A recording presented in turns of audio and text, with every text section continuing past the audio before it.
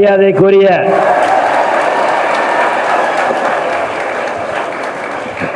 புதுச்சேரி சட்டப்பேரவை தலைவர் மாண்புமிகு சகோதரர் திரு அன்பழகன் அவர்கள் மற்றும் பள்ளியின் முதல்வர்,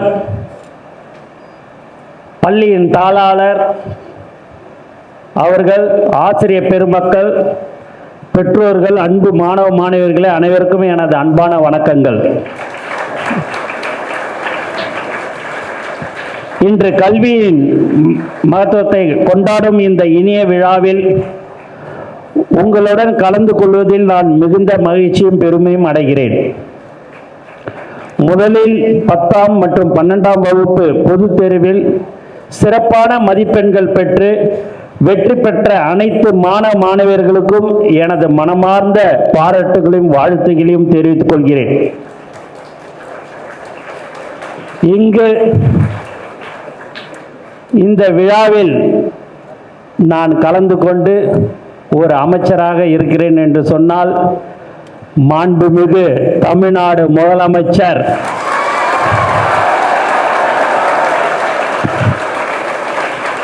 அவர்களின் அனுமதி பெற்று இங்கு நான் வந்திருக்கிறேன்.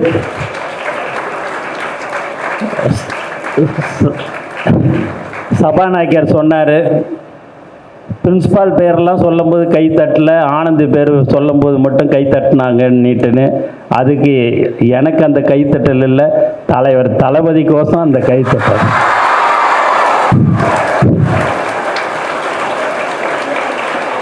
அவருக்கு தெரியும் எப்படி ஹெட்டிங் நியூஸில் வரணும், எப்படி பேசினா நியூஸ் கேரி பண்ணுவாங்கன்றதெல்லாம். எங்கள் அண்ணனுக்கு கை வளர்ந்த கலை. 5 தடவை சட்டமன்ற உறுப்பினராக இருக்கிறார். சாதாரணமானவர். அவர் சட்டசபையில் பேசும்போதும் சரி, மற்ற இடத்துல பேசும்போதும் சரி, மிக திறமையானவர். நான் எல்லாருக்கிட்டையுமே சொல்லுவேன், ஒரு உண்மையான அரசியல்வாதி யார் என்று சொன்னால் அது சகோதரர் அண்ணன் அன்பழகன் தான் என்று நான் எல்லோரிடம் சொல்லுவேன். ஏன் என்று சொன்னால் அந்த அளவுக்கு அவருக்கு திறமை இருக்கிறது. உண்மையாகவே அந்த போராடுற ஒரு குணம், பயங்கரமாக பேசுறது, எல்லாமே அவர்கிட்ட நிறைய விஷயங்களை நம்ம கற்றுக்கலாம். அவர் அந்த எம்பிபிஎஸ் டாக்டர் சீட்டு விஷயத்தை பற்றி சொன்னார் மாணவர்களுக்கு. அது கண்டிப்பாக தமிழக முதலமைச்சர் அவருடைய கவனத்துக்கு எடுத்து செல்லப்படும் என்று நான் இன்ற நேரத்தில் தெரிவித்துக் கொள்கிறேன். அது மட்டும் இல்லாமல் விசுவாசமாக இருக்கணும். மற்ற இதெல்லாம் பேசி இட்டுன்னு வரக்கூடாதுன்னாரு. ஒழுங்காக நீங்கள் வச்சுருந்தா அவங்க ஏன் இன்னொரு இடத்துக்கு வராங்க? நீங்கள் ஒழுங்காக வச்சுன்னுக்காதனால தானே அவங்களுக்கு தெரியுதில்ல எந்த இடம் நல்ல இடம், எந்த இடம் ஊழல் இல்லாத இடம் எதுன்றது அவங்களுக்கு தெரிஞ்சு அவங்க எங்ககிட்ட வராங்க.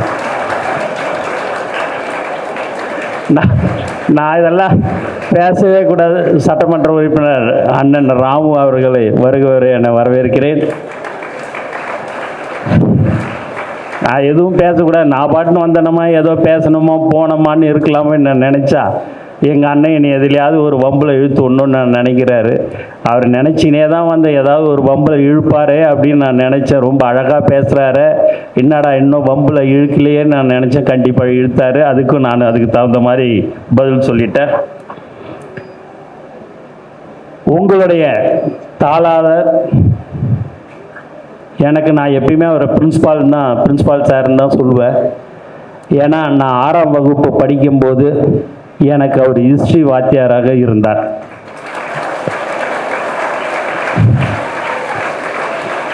ஒழுங்கா படிடா ஒழுங்கா படிடா அப்படின்வார்.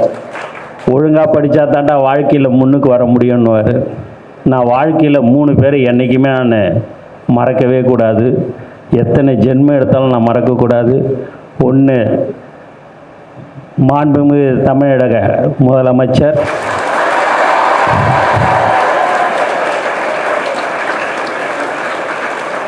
ஜனாப் முன்னாள் அமைச்சர் சிஎம் அஷ்ரப்,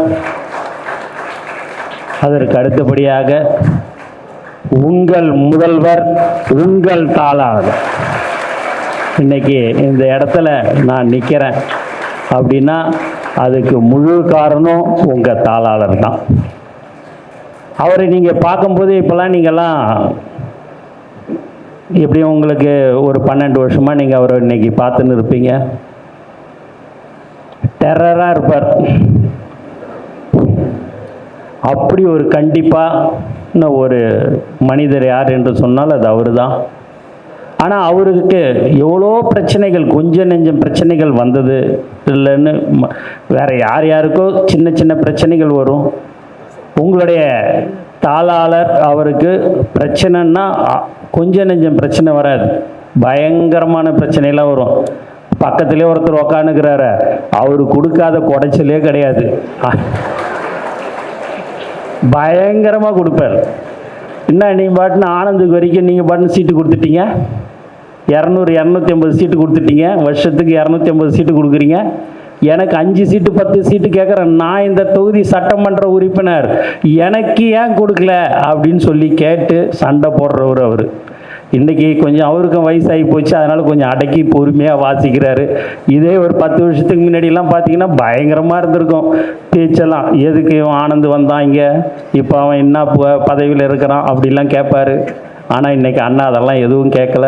ஏன் அப்படின்னா நானும் அண்ணனும் ஒன்றா இருக்கிறோன்னு அவர் சபாநாயகராக இருக்கிறார், நான் இன்றைக்கி அமைச்சராக இருக்கிறேன். அதே போல் 42 வருடத்துக்கு முன்பாக ஒரு 20-25 மாணவ மாணவிகளை வைத்து பள்ளிக்கூடம் ஆரம்பித்தார். அப்போது எங்கள் அம்மா கிட்ட வந்து பள்ளிக்கூடத்துக்கு இடம் வேணும் அப்படின்னு சொல்லி கேட்டார்.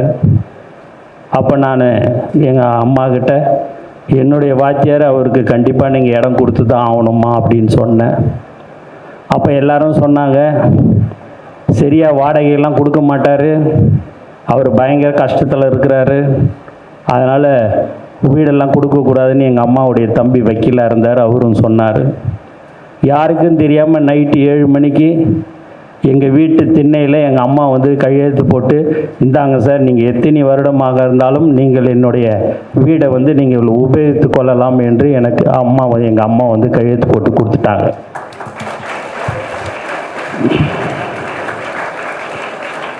அவருடைய நல்ல விஷயங்கள்லாம் அவருடைய இது எல்லாமே நல்ல விஷயந்தான். நான் இன்றைக்கி உண்மையாகவே சென்னையிலேருந்து வரும்போது பதட்டத்தோடு தான் வந்தேன். ஏன்னா 10:35 10:40க்கெலாம் வந்துருந்தாங்க, 11 மணி ஆயிடுச்சு. பயங்கரமாக எல்லோரும் பார்க்க வந்தாங்க. நான் எல்லோரையும் போய் ஸ்கூலுக்கு போயிட்டு வரேன்னு சொல்லிட்டு அறக்க புறக்க கிளம்பி வந்தேன். ஏன் அப்படின்னா ஒழுக்கம்னா அது யாருக்கிட்ட கற்றுக்கணுன்னா அது நம்மளுடைய தாளாளர்கிட்ட மட்டும்தான் கற்றுக்க முடியும்.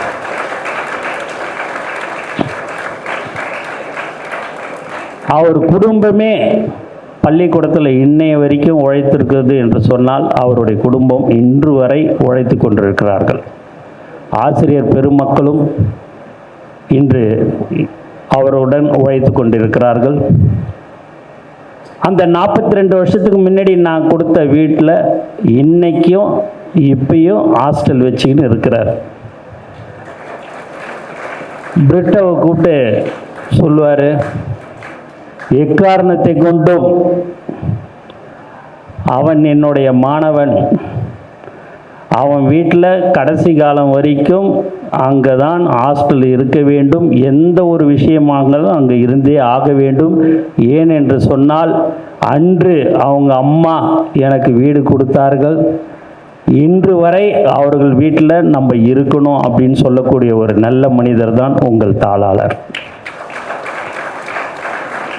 இன்றைக்கும் ஒரு விழா, குடும்ப விழா நடக்குது, இல்லை பள்ளிக்கூடத்தில் ஒரு விழா நடக்குது என்று சொன்னால் அன்னைக்கு யார் பெஞ்சு டெஸ்க்கு செஞ்சு கொடுத்தாங்களோ, அன்னைக்கு யார் எலக்ட்ரிஷியனாக இருந்தாங்களோ அவங்களுக்கு இன்றைக்கும் அழைப்பிதழ் கொடுத்து விழாவில் சிறப்பிக்க ஒரு நல்ல மனிதர் யார் என்று சொன்னால் அது உங்கள் தாளாளர் தான்.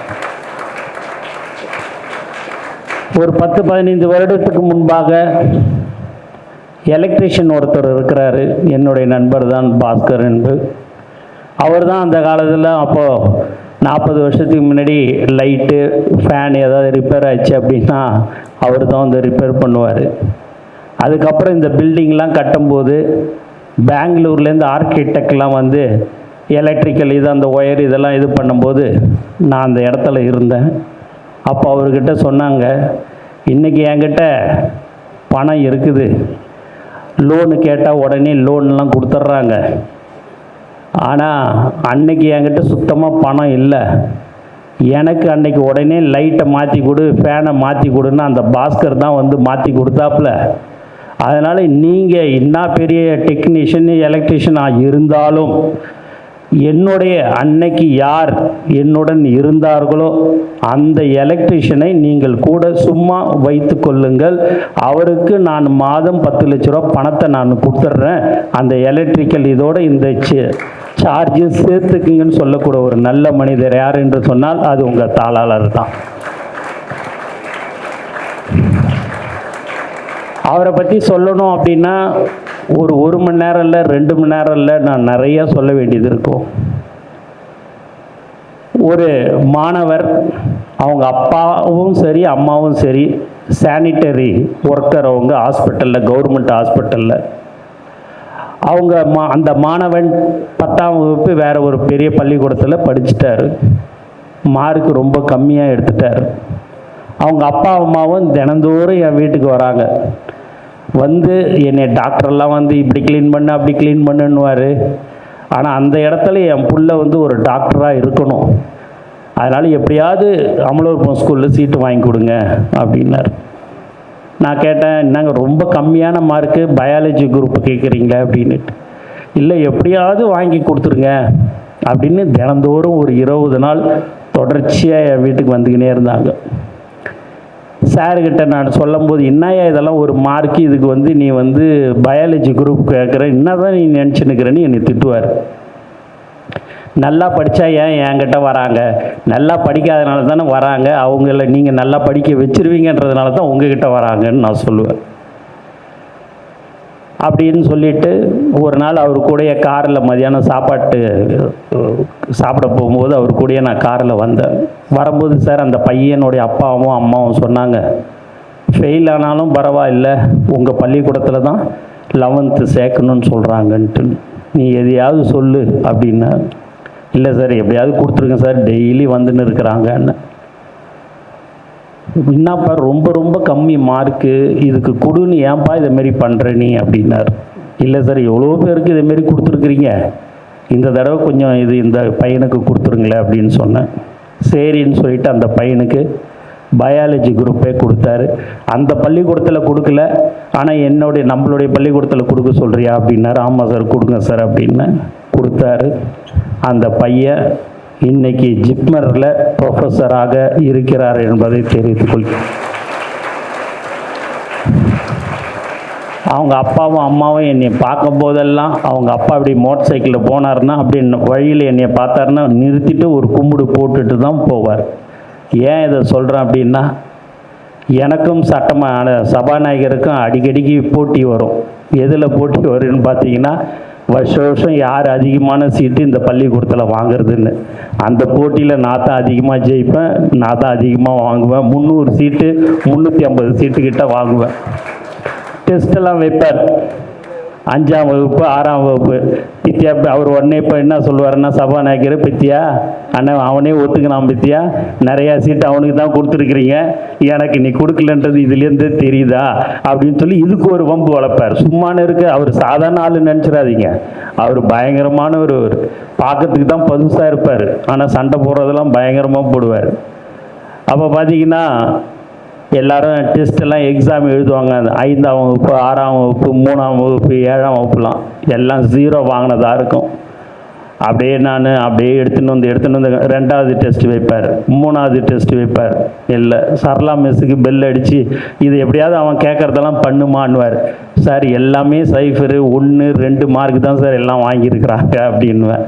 சரளா மிஸ்ஸு பயங்கரமாக டென்ஷன் ஆவாங்க, அண்ணாண்ட விபி மிஸ்ஸு டென்ஷன் ஆவாங்க. எல்லாரையும் போய் சரி பண்ணுவேன். கோச்சிக்காதீங்க மேடம், ரொம்ப டெய்லி தொல்லை கொடுக்குறாங்க, பண்ணி கொடுங்கன்னுவேன். 10 நாள் பள்ளிக்கூடம்லாம் ஆரம்பிச்சிருக்கும். ஆரம்பித்த பிறகு ஒரு 27 பேர் 28 பேர் லிஸ்ட் எடுத்துகிட்டு போவேன். இது எல்லாம் ஃபெயிலான கேஸு அப்படின்னு சொல்லுவாங்க சரளா மிஸ்ஸு. சரிம்மா எப்படியாவது கொடுத்து விடுமா அப்படின்னு அந்த தாளை தள்ளிட்டு அந்த 27 28 பேருக்கும் அட்மிஷன் கொடுக்குறவர் தான் உங்கள் தாளாளர்.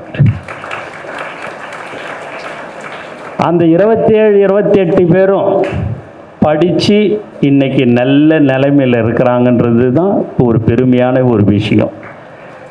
அவர் முதல்லாம் எல்கேஜியில் சீட்டு கொடுக்கும்போது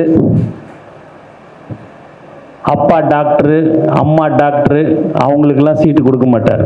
சாதாரண கூலி தொழிலாளியாக யார் படிக்கலையோ அப்பா அம்மா அவங்களுடைய பிள்ளைங்களுக்கு தான் அவர் சீட்டு கொடுப்பார். ஏன் சார் அப்படின்வேன். அவங்கெல்லாம் நல்லா இங்கிலீஷில் பேசுவாங்க, பசங்களை பார்த்துப்பாங்கப்பா. கூலி தொழிலாளி அவங்களுக்கு எதுவுமே படிப்பறிவே இல்லாத பிள்ளைங்களை நம்ம படிக்க வச்சு அவங்கள ஒரு ஆளாக்கி அனுப்புறதுல தான் நம்மளுடைய அமலோற்பம் ஸ்கூல் இருக்க வேண்டும் என்று சொல்லி மாணவ மாணவிகளுக்கு அவர் அந்த அட்மிஷன்லாம் கொடுத்துருக்கிறாரு. நான் சட்டமன்ற உறுப்பினராக இருக்கும்போதும் சரி, மற்ற நேரத்தில் நான் கல்யாணத்துக்கெல்லாம் போனேன் அப்படின்னா திடீர்னு ஒரு அப்பா அம்மாவோ இல்லை அந்த மாணவர் ஒரு சின்ன பையனை டப்புன்னு காலில் விழுவாங்க. என்னான்னு கேட்பேன். நீங்கள் தான் ஸ்கூலில் சீட்டு வாங்கி கொடுத்தீங்க, இன்றைக்கி என் பிள்ளை பெங்களூரில் படித்து இன்றைக்கி ஒரு வேலைக்கு போய் 75,000 ரூபா சம்பாதிக்கிறார். அதுக்கு காரணம் நம்ம அமலோற்பம் ஸ்கூலு, நீங்கள் தானே இங்கே சீட்டு வாங்கி கொடுத்தீங்களேன்னுவாங்க. இதெல்லாம் ரொம்ப ஒரு பெருமையான ஒரு விஷயமாக நான் கருதுவேன். ஆனால் இன்னைய வரைக்கும் சரி, படிப்புன்னு சொன்னால் அது இன்னைய வரைக்கும் யார் படிப்புன்னு கேட்டாலும் சரி அதை எப்படியாவது பேசி அட்மிஷன் வாங்கி கொடுக்கறது தான் என்னுடைய முதல் வேலையாகவே இருந்து கொண்டு இருக்கிறது என்பதையும் மகிழ்ச்சியுடன் தெரிவித்துக் கொள்கிறேன். முதல்வர் அவர்களுடைய தம்பி அவர் மேனேஜர், மருமகன் டைரக்டர், அவங்க பொண்ணு புள்ள எல்லாருமே ஒற்றுமையாக இருந்து இன்னைய வரைக்கும் ஸ்கூலுக்கோசம் உழைத்து கொண்டிருக்கிறார்கள். இன்றைக்கி உங்களுடைய பிரின்ஸ்பால் பிரிட்டோ சின்ன வயசாக இருந்தாலும் அவருக்கு A to Z எல்லா வேலையும் தெரியும். இந்த பில்டிங்கில் பார்த்திங்கன்னா தண்ணி அண்டர் கிரவுண்டு தண்ணி வருதுன்னா அது எப்படி அதை அடைக்கணும், எப்படி போகணுன்றது எல்லாமே ஒரு வேலையும் சின்ன விஷயமா இருந்தாலும் கிட்ட இருந்து இரவு பகல் பாராமல் இந்த பள்ளிக்கூடத்தில் உழைத்து கொண்டிருக்கிறார்கள். இந்த மாதிரியான ஒரு பள்ளிக்கூடம் பாண்டிச்சேரியில் ஒரு 10,000 பேர் மாணவ மாணவிகள் படிக்க ஒரு பள்ளிக்கூடம் எது என்று சொன்னால் அது அமலோற்பம் ஹையர் செகண்டரி ஸ்கூல் என்பதை நான் பெருமையாக சொல்லிக்கொள்ள ஆசைப்படுகிறேன். இன்றைக்கும் நிறைய ஹோம் பிள்ளைங்களுக்கு தினந்தோறும் சாப்பாடு கொடுத்து கொண்டிருக்கிறவர் தான் உங்கள் தாளாளர் என்பதையும் சந்தோஷத்துடன் தெரிவித்துக் கொள்கிறேன். மேலும் 750 ஸ்டாஃப் இருப்பாங்கன்னு நினைக்கிறேன். சுமார் 2,40,00,000 ரூபாய் மாதம் ஒரு சம்பளம் கொடுத்துன்னு இருக்கிறார் என்பதும் நமக்கு தெரியும் என்று உங்களுக்கு நான் தெரிவித்துக் கொள்கிறேன். ஏன் இதெல்லாம் சொல்கிறேன் அப்படின்னா, எல்லாரும் பள்ளிக்கூடம் நிறைய பேர் வைத்திருக்கிறார்கள். ஆனால் டெடிகேட்டாக மாணவ மாணவிகளை பத்திரமாக ஒழுக்கத்துடன் படிக்கக்கூடிய ஒரு பள்ளியாக இன்று அமலோற்பம் ஸ்கூல் திகழ்ந்து கொண்டிருக்கிறது. நிறைய மாணவ மாணவிகளை மிக நல்ல உயரத்தில் இன்றைக்கி இருக்கிறார்கள் என்று சொன்னால் அது உங்கள் தாளாளரால் தான் என்று நான் தெரிவித்துக் கொள்கிறேன். இன்னும் நிறைய விஷயங்களை நான் சொல்ல வேண்டும். பதட்டமாக இருக்குதுன்றதால் இல்லை உங்கள் உப்பளம் சட்டமன்ற உறுப்பினர் இருக்கிறதுனால சொல்ல முடியலையான்றது கூட எனக்கு சரியாக தெரியல. ஏன்னா அவருக்கு நிறையா முகம் இருக்குது சட்டமன்ற உறுப்பினருக்கு. ஓஹோ இப்படிலாம் இருந்திருக்குதா, இப்படிலாம் ஆனந்துக்கு நீ செஞ்சுருக்கிறியானே, எனக்கு நீ செஞ்சியானன்னு போய் சண்டை போடுவார். அந்த மாதிரியான ஒரு மனிதர். ஆனால் ஒரே ஒரு விஷயம்னா, சபாநாயகர் ஒரு நல்ல மனிதர், அதில் எந்த தவறும் கிடையாது. ஆனால் ஏதாவது ஒன்று எடக்கு முடக்கா பேசுறது, எதையாவது ஒன்று பேசி விட்டுட்டு எப்படி ஹெட்லைனில் வரணுன்றதெல்லாம் விவரமாக தெரியும். அதில் ரொம்ப திறமையானவர். இங்கே இருக்கிற பத்திரிகை நண்பர்கள்லாம் ரொம்ப நாளாக எனக்கு தெரியும். அவர்களுக்கும் இந்த நேரத்தில் நான் நன்றியை தெரிவிச்சுக்கிறேன். ஏன்னா எல்லாருக்குமே நான் இங்கே வந்தது பார்க்கும்போது எல்லாருக்குமே ஒரு சந்தோஷம். நீங்கள் ஒரு சாதாரணமாக ஒரு மோட்டர் சைக்கிளில் சுற்றின்னு இருந்த இன்னைக்கு ஒரு அமைச்சராக இருக்கிறேன் என்று சொன்னால் அது தமிழ்நாடு முதலமைச்சர் மாண்புமிகு தலைவர் தளபதி தான். நான் என்னுடைய சட்டமன்ற தொகுதியில் 4 நாட்கள் தான் போய் நான் ஓட்டு கேட்டேன். 4 நாள். ஆனால் எனக்கோசம் ஓட்டு போடலங்க, தலைவர் தளபதி கோசம் தான் எல்லாருமே ஓட்டு போட்டாங்க.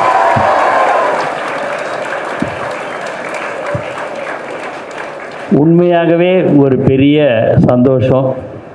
அவர் சொன்னார், சபாநாயகர் அவர்கள் சொன்னார், எல்லாத்தையும் நீ கேட்டுன்னு செய்வேன்னுட்டுன்னு. அதெல்லாம் கிடையாதுங்க. அவர் என்ன சொல்கிறாரோ, மாண்புமிகு தமிழக முதலமைச்சர் என்ன சொல்கிறாரோ அதை தான் நாங்கள் எல்லோரும் செய்து கொண்டிருக்கிறோம். எந்த ஒரு தவறு செய்யாமல் எங்களுடைய ஆட்சி தமிழ்நாட்டில் கண்டிப்பாக தொடரும் என்பதையும் தெரிவிச்சுக்கிறேன். 5 வருஷம் இல்லைண்ணே, இன்னும் 15-20 வருஷம் ஆனாலும் எங்களுடைய தலைவர் தளபதி தான், மாண்புமிகு முதலமைச்சர் தான் முதல்வர் என்பதை தெரிவிச்சுக்கிறேன்.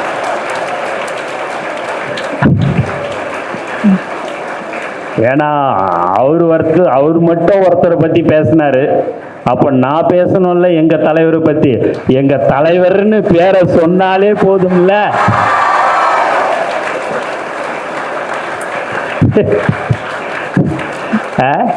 எனக்கெல்லாம் இந்த கைத்தட்டல் கிடையாதுண்ணே. முழுக்க தலைவர் தளபதிக்காகத்தானே இந்த கைத்தட்டல்லாம். அதனால் ரொம்ப கஷ்டப்பட்டு இன்னைக்கு இந்த வாழ்க்கையில் அவர் ரொம்ப கஷ்டப்பட்டு தான் இந்த பள்ளிக்கூடத்தை வளர்த்தார். ஆகவே தாளாளர் அவர்களை நாம் எப்போதும் மறக்கக்கூடாது. அன்பு மாணவர்களே, இன்றைய பாராட்டு உங்களுக்கு ஒரு முடிவல்ல, அது இன்னும் பெரிய சாதனைகளுக்கான தொடக்கம். பெரிய கனவுகளை காணுங்கள், அந்த கனவுகளை நனவாக்க கடினமாக உழையுங்கள். தோல்வி வந்தாலும் துவண்டு விடாதீர்கள், வெற்றி வந்தாலும் தற்பெருமை கொள்ளாதீர்கள். நீங்கள் உயரும்போது உங்களை உருவாக்கிய பெற்றோர்களையும் ஆசிரியர்களையும் என்றும் மறக்காதீங்க. இன்று வரை ஆசிரியர் தான் நமக்கு ரொம்ப முக்கியம். நம்ம எந்த அளவுக்கு பெரிய இடத்துக்கு போனாலும் அவங்க அதே இடத்துல தான் இருந்து கொண்டு இருக்கிறார்கள். அவர்களை நாம் மதித்து அவர்கள் என்ன சொல்கிறார்களோ அதை கேட்டு நாம் நடக்க வேண்டும் என்று நான் உங்களை கேட்டுக்கொண்டு, எனக்கு வாய்ப்பு கொடுத்த அனைத்து நல்ல உள்ளங்களுக்கும் நன்றி கூறி விடைபெறுகிறேன். நன்றி, வணக்கம்.